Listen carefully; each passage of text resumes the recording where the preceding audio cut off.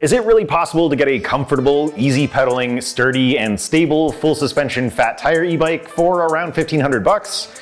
The Puckipuppy Boxer ST aims to make that a reality, and we tested the bike to find out how well it pulls that off.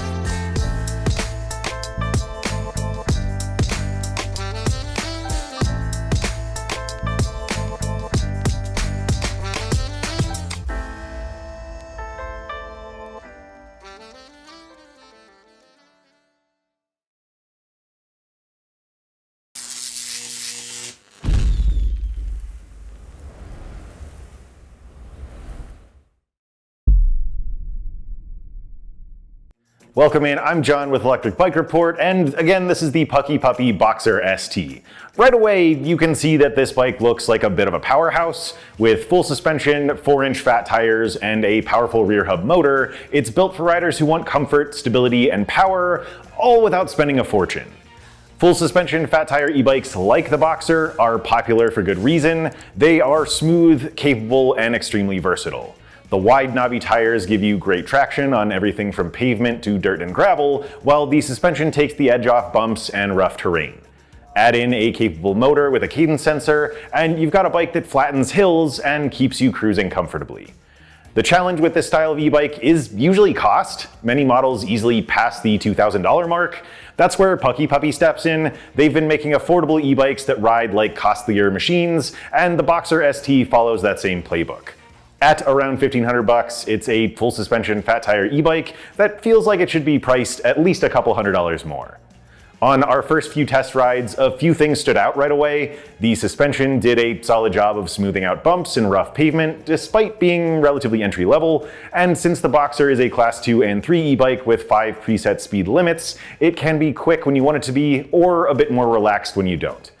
The bike's cadence sensor is another highlight. Instead of responding to how hard you pedal like a torque sensor, it provides steady power based on your chosen assist level, so even with a light spin of the pedals, the motor kicks in and carries you up to speed. It's an easy, low-effort ride that's perfect for new riders, older cyclists, or anyone who just wants a laid-back cruise. With a 500-watt rear hub motor that peaks at 960 watts and cranks out up to 65 newton-meters of torque, the Boxer isn't scary powerful, but it does have plenty of muscle for hill climbs or high-speed cruising. The Boxer ships as both a Class 2 and 3 e-bike, offering throttle up to 20 miles per hour and pedal assist up to 28. Power delivery feels smooth and steady, and the motor provides all the push most riders will ever need. In our testing, we also found the Boxer to be impressively capable of long-range rides. Our PAS1 range test produced one of the best results we've seen from among the dozens of fat tire e-bikes we've tested. Puckipuppy claims between 40 and 80 miles of range per charge, and well, we'll get into the details later in this review. Our testing suggested that those numbers check out, and some riders might even go further. Let's quickly run through the rest of the specs. The Boxer ST's removable 48-volt, 960 watt-hour battery is integrated into its down tube, and that pairs with a 2-amp charger. The bike uses a 7-speed Shimano drivetrain with a 46-tooth chainring and a 14 to 28-tooth cassette. It also has a set of Logan hydraulic disc brakes with 2 piston calipers and 180mm rotors, and it rides on 26 by 4-inch fat tires. The aluminum alloy frame features full suspension, there's 130mm of travel up front, and a rear shock for extra comfort. It includes an LCD color display, integrated dual LED headlight, and an LED taillight. The bike's aluminum handlebars come outfitted with cushy ergonomic rubber grips, and the bike features a thick cruiser-style saddle. Our contact at Puckipuppy said that, at least at the time of filming, the brand has applied for UL certification, but the bike does not currently have either UL 2271 or 2849 approval. You can check the link to the bike's webpage in the video description below to see the current status of that. A few extra details though. At 81.1 pounds, the Boxer ST supports riders from 5'3" to 6'4" and carries up to 400 pounds total. And finally, Puckipuppy offers the Boxer ST in 5 color options, from a muted sage green to a bold desert camouflage pattern. Buyers can also choose from either a free spare battery or a free basic accessory kit that includes fenders, a cargo rack, side mirrors, and even a backpack and bike cover, along with a few others. Bottom line, for its price, the Boxer ST delivers solid specs, a comfortable ride, and lots of range. It's easy to ride, it's fun to handle, and overall it's packed with value. In the next sections, we'll show you how it performed in our speed, brake, range, and hill tests, and how it stacks up against some of the more expensive competition. All right, we are here for a speed test on the Puckipuppy Boxer ST. Start things off with no pedal assist and just a fairly casual level of effort here.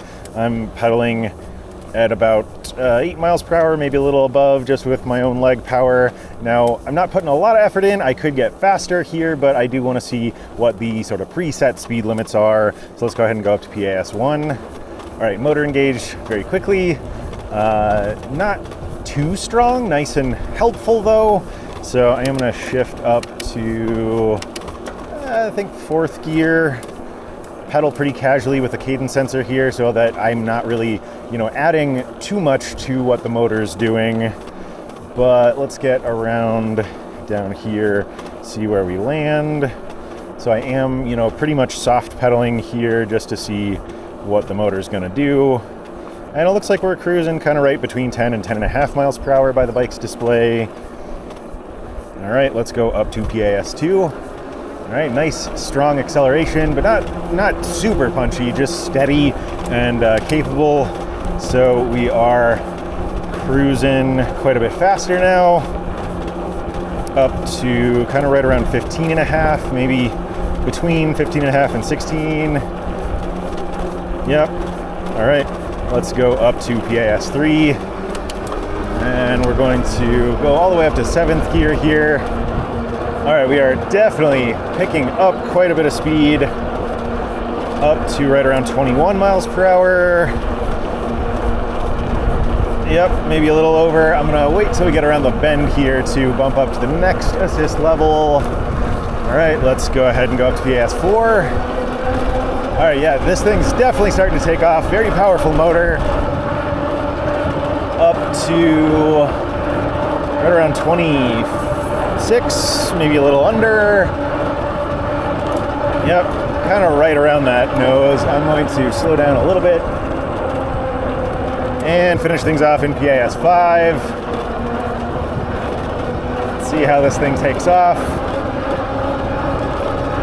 All right, so in order to keep up with the bike's speed, I do have to pedal relatively quickly here.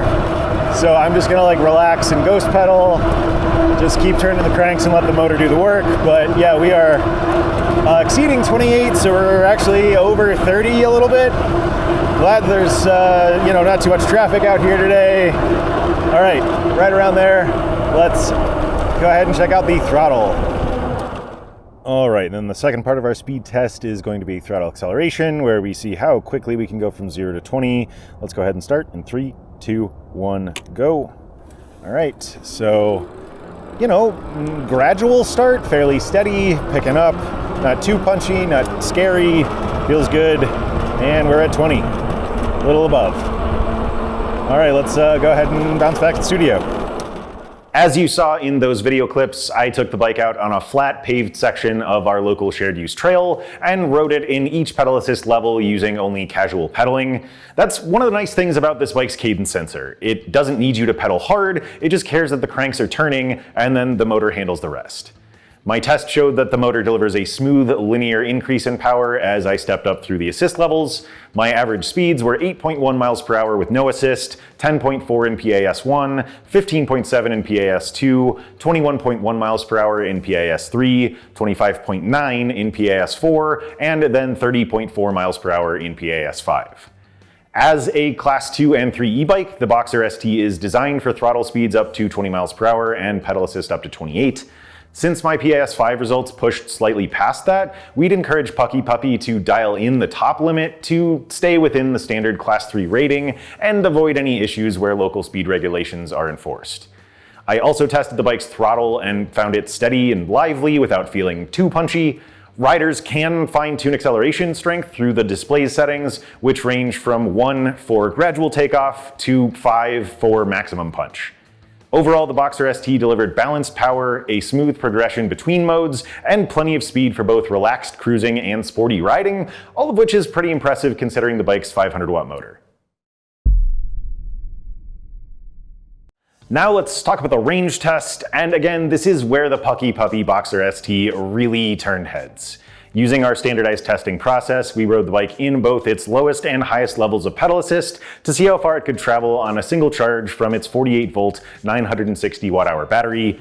In its most powerful setting, PAS 5, we covered 42.1 miles before the battery ran out. And then after recharging and dropping down to PAS 1, we reached a remarkable 93.1 miles, which is one of the longest results we've ever recorded from a fat tire e-bike, period.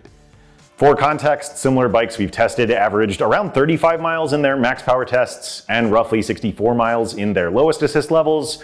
That means the Boxer outperformed its peers by about 7 miles on the high end and nearly 30 miles on the low end. All of our testing was done at the local 20 mile per hour speed limit, so riders who cruise closer to the bike's 28 mile per hour top speed should expect fewer miles. One reason for these results likely comes down to the Boxer's large battery.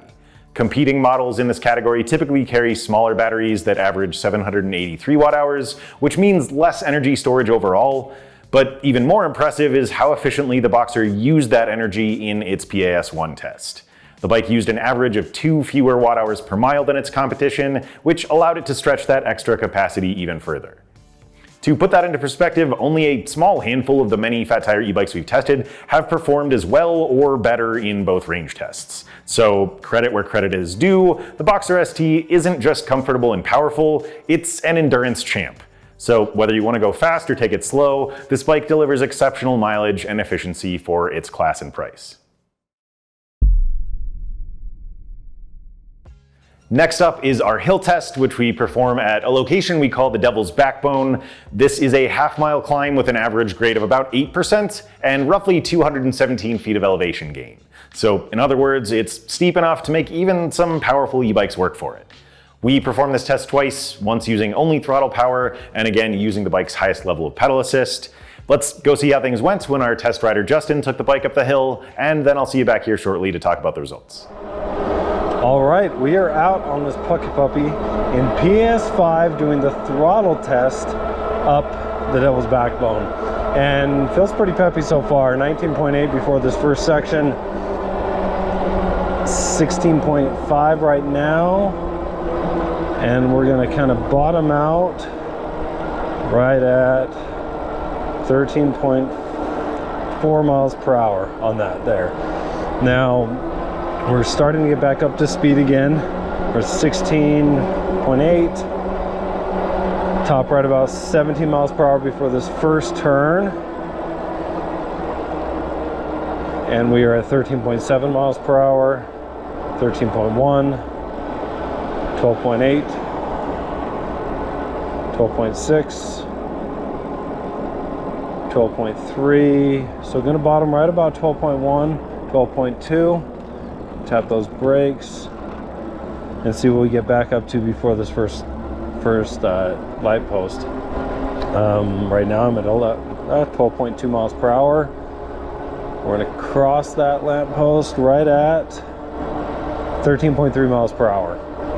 In terms of motor noise, I'd say it's right about average.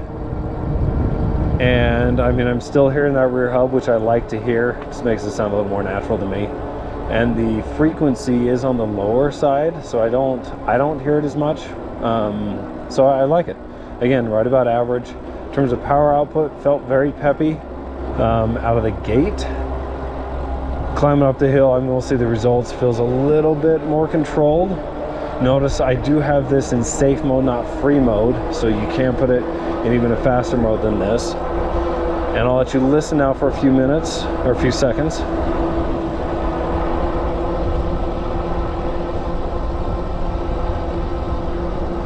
So about 15.2 miles per hour. Gets a little bit windy up here, so hopefully you can hear that a little bit.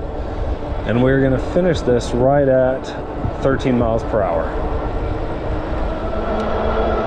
All right, we are back on the Puckipuppy, doing the pedal test now, getting pretty easily up to 20 miles per hour before this first hill. I'm in 7th gear, and again, feeling pretty peppy off the start. So 17.0. 16.5. Not feeling like I need to downshift yet. So bottomed out about 16.4, back up to 19.5. As we make this turn, I think I'm going to downshift just to 6th. So just 1 gear down at 15.9. It's going to bottom out right about 15.5 miles per hour. I'm going to shift down twice for this turn, this steep section right here. So I'm in 4th gear. We're going to see what we cross this at. The first lamppost here. We're at 15. We're going to cross right at 15.6 miles per hour. In terms of pedal engagement, very natural actually. It feels pretty strong on the power output, but I do have to pedal, so I can't just soft pedal and turn the cranks. I am having to put some effort into my own, and I can't go faster if I push harder. So I like that, a little more active feeling, but still powerful on the active side. Motor's still pretty quiet. I'll let you listen here.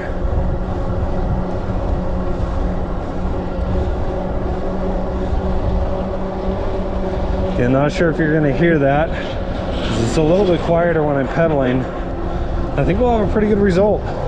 So we finished right at 15.5 miles per hour. In the throttle test, our rider Justin made it to the top in 2 minutes and 16 seconds, maintaining an average speed of 13.3 miles per hour. When pedaling in PAS 5, he completed the climb faster at 1 minute and 57 seconds with an average of 15.5 miles per hour. When we compared those numbers to other fat tire e-bikes we've tested, including Puckipuppy's own Labrador Pro, the Boxer ST came in close to average on the pedal test, but slightly slower on throttle. The category averages are roughly 1 minute and 55 on throttle and 1 minute 52 in the highest assist level, so the Boxer wasn't too far behind. Now, a couple of things help explain the results. The bike's 81-pound weight is right in line with other fat tire models, but with a 500-watt motor that has a peak of 960 watts and 65 newton-meters of torque, it's a bit less powerful than most other bikes we've tested in this category. The comparison group had 750-watt motors with an average peak of around 1,160 watts and 91 newton-meters of torque. That reduced power is likely one of the trade-offs for the Boxer's more affordable price point, but even so, this bike felt steady and confident while climbing. Its motor output also gave the ride a slightly more active feel than many similar bikes, but the experience was still very nice and easy. I do want to clarify one thing Justin said about the bike's safe and free modes. We'll take a look at this later when running through the display menu, but the bike essentially has 2 throttle modes. In free mode, the throttle will function from a complete stop, but in safe mode, the bike has to be moving in order for it to be engaged. To summarize this test though, we're ultimately satisfied with the Boxer ST's climbing ability. It makes quick, capable work of steep hills and gives riders the flexibility to either throttle or pedal their way to the top. Moving on to our brake test, this one is performed by my colleague Griffin, who stands at 6'1" and weighs about 230 pounds. For consistency, we bring every bike up to 20 miles per hour, apply the brakes in a controlled manner, and then measure how far the bike travels before coming to a complete stop. We repeat that process 3 times, and then take the average for a final test score. The Puckipuppy Boxer ST averaged 24 feet and 4 inches, which lands within our expected range, but is a little slower than the typical fat tire e-bike we've tested. Comparable models averaged around 21 feet and 10 inches, so the Boxer came in about 2.5 feet longer. This bike uses a 2-piston hydraulic brake system from Logan, which is an entry-level setup, but one that's appropriate for this category and price point. Under hard braking, we noticed a bit of shuddering from the rear suspension as the wheel moved slightly and lost some traction, and this is a likely factor behind its longer result. Overall though, the brakes felt pretty solid. At times they were sharp and responsive, at others a little bit softer depending on terrain and speed. They stopped the bike effectively for everyday riding, though we recommend leaving extra room to brake, especially when traveling near the Boxer's top speeds. All right, let's talk about ride quality here on the Boxer ST. So of course this is a full suspension fat tire e-bike with a step-through frame. Now Puckipuppy does offer a high step model as well, but you know, we're pretty much strictly talking about the ST here. So the recommended height range for this version of the bike is 5'3" to 6'4". I believe, if I remember correctly, the high step is 5'4" to 6'6", but you can check our written review or their website for that. In any case, though, at 5'11", I'm well within the recommended height range for this version of the bike. So I'll talk a little bit about what I'm feeling. Let's see. Leg extension is pretty decent. I do have the saddle height maxed out. I measured about 5 inches of adjustment there. So I do still have a little bit of a bend at the knee. And I don't really mind that here though, just because the cadence sensor, I don't have to put a lot of work into pedaling. I'm not pedaling with any real effort or strain. So, my knees aren't going to get sore from that, just with the amount of power that the motor does deliver.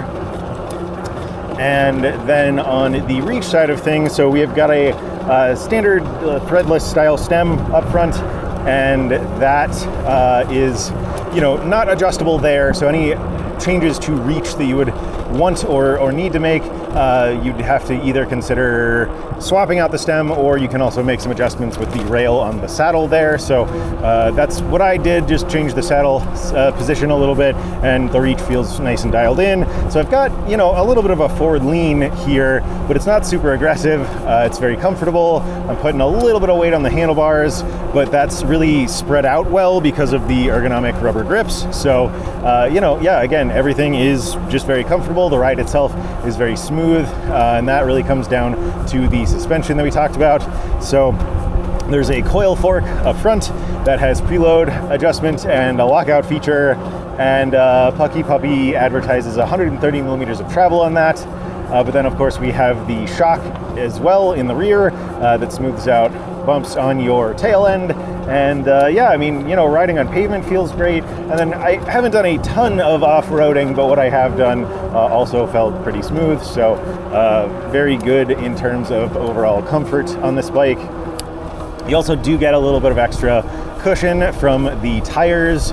Those are 26x4 fat tires with knobby tread, which again, a nice wide stable base for riding, and of course traction on both paved and unpaved surfaces. And then we have the rear hub motor with the cadence sensor that I mentioned, as well as the easy pedaling. So we also, at the time of filming here, don't know the nominal rating of the motor. I would guess that it is a 750 watt, just based on the power and how it compares to similar models that I've tested, but we don't have that outright. It is a 960 watt peak, and I don't believe we know the torque rating as well, but it does feel very appropriate for a fat tire bike, very much in line with our expectations. So overall, pretty well put together bike. Let's go ahead and bounce back to the studio and we'll talk a little bit more. To run through the main ride quality takeaways, the Boxer ST felt exactly like what you'd expect from a full suspension fat tire e-bike. It was stable, balanced, and comfortable. As is typical for the fat tire category, it's not the most nimble or lightweight bike out there, but it's incredibly steady once you're rolling. I did notice a bit of frame flex, which is common with step-through designs due to the lack of a top tube, but it wasn't anything out of the norm. That open frame design does come with a nice perk though. With a standover height of just over 16 inches, it's super easy to step through the frame and get on or off the bike with no need to swing a leg over the saddle. As for comfort, the full suspension generally did its job well. Both the front fork and rear shock absorb bumps from pavement cracks and light off-road terrain, giving the Boxer a smooth ride. These are entry-level components though, so riders tackling rougher trails might eventually want to upgrade, but for everyday use on relatively smooth surfaces, they worked great. If there is one thing I'd change, it's the over-the-bar shifter. It works fine, but it requires letting go of the grip with your thumb, something that's less than ideal on bumpy terrain. A trigger-style shifter would feel more natural here, and we'd like to see the bike with this setup in the future. Otherwise, I like the Boxer's simple cockpit layout. The left handlebar houses the control panel, while the right side holds the shifter and thumb throttle, leaving the bars mostly clean and uncluttered. The center-mounted color display is easy to read and offers basic customization, like adjusting throttle behavior, acceleration force, and the number of assist levels. Let's go ahead and take a closer look at the Boxer's display menu and the ride data and customization options that it offers. All right, let's go ahead and go through the display and the display settings menus here. So as you can see on the left, we have our speedometer, we have a trip computer and trip time, and then right here where it says eco, that's sort of like related to your speed. As you go up in speed, that will change, and I believe the next setting is power and so on. But then we have sort of a boomerang shaped battery charge indicator with 6 bars that will drop as you use it. And then on the right side here, we have the current pedal assist level, as well as sort of like a power meter that you can see will increase as I go through the 5 assist levels. So there are 2 settings menus. The first one you can access by hitting the up and down arrow keys on the control panel here.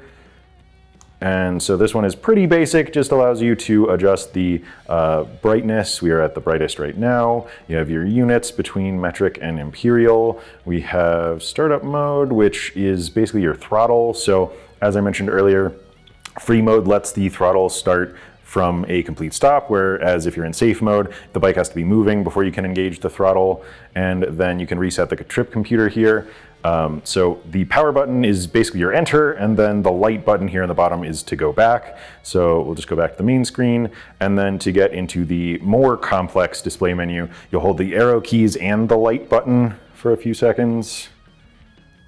And then here you can adjust the throttle speed. So again, the standard class 2 is 20 miles per hour, but you can increase that if you want to. We have power assisted gear, which lets you choose between 3 or 5 pedal assist levels. Voltage level, wheel diameter, and tacho magnets are things that I wouldn't necessarily recommend diving into and changing if you're not familiar with that stuff. But then here in riding modes, we have the ability to have the throttle engaged, have the pedal assist system engaged, or have both functional at the same time. So if you're hitting a trail that only allows class 1s, you could do pedal only and then you'd be legal there. So, but again, pedal and motor is the default. And then here is the intensity setting that allows you to change the bike's acceleration force. The default is 3. Again, 1 is very gradual, and then 5, where we had things set, is relatively punchy. But then of course you can factory reset the bike if you need to. That covers everything though, so let's go ahead and keep moving through the review. Before we wrap things up, let's run through a few quick pros and cons for the Puckipuppy Boxer ST. Starting with the good, at around $1,500, the Boxer ST delivers incredible value for a full suspension fat tire e-bike. It's just gonna be very tough to find a better deal in this class. It's easy and fun to pedal thanks to its powerful 960 watt peak motor and cadence sensor, which provides low effort, steady power up to speed. It's also a long range champ. Our testing confirmed Puckipuppy's claims of 40 to 80 miles per charge, with some riders likely able to stretch even further. The Boxer blends a smooth, comfortable ride with a sporty and speedy feel, and ships both as a Class 2 and Class 3 e-bike, offering throttle up to 20 and pedal assist up to 28 miles per hour. Riders can also adjust the motor's acceleration force through the display, choosing between 5 levels that range from gradual to punchy. The step-through frame we tested has a super low 16.3-inch standover height, and there's also a high-step version available as well.